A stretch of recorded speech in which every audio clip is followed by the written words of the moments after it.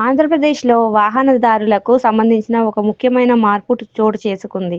మీ వాహనం వయసు 20 ఏళ్లు దాటిందా? అయితే రిజిస్ట్రేషన్ సర్టిఫికేట్ ఆర్‌సీ రెవెన్యూకి సంబంధించిన కొత్త నిబంధనలు అమలులోకి వచ్చాయి.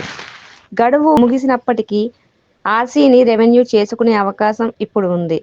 కానీ ఛార్జీలు గణనీయంగా పెరిగాయి. పాత వాహనాల విషయంలో యజమానులు ప్రత్యేక జాగ్రత్తలు తీసుకోవాలి. చాలామంది సెంటిమెంట్‌గా వాహనాలను అమ్మకుండా ఇంటి వద్దే ఉంచుకుంటారు. మరికొందరు వాడకపోయినా ఆర్‌సీ రద్దు చేయరు.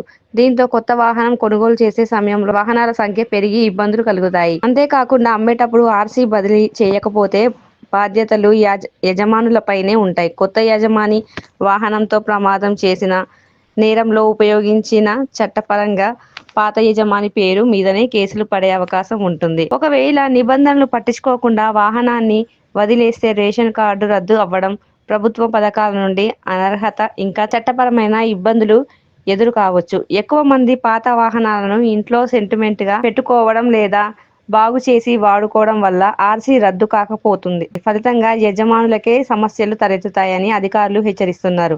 కేంద్ర రోడ్డు రవాణా రహదారుల మంత్రిత్వ శాఖ కొత్త నోటిఫికేషన్ ద్వారా మోటార్ వాహనాలు నిబంధనలో మార్పులు చేసింది.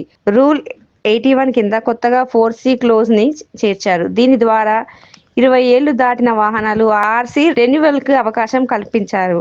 అందువల్ల వాహనదారులు చట్టపరంగా ముందుగానే ఆర్‌సీ రెన్యూ చేసుకోవడం లేదా వాడకపోతే తప్పనిసరిగా రద్దు చేసుకోవడం మేలని సూచిస్తున్నారు.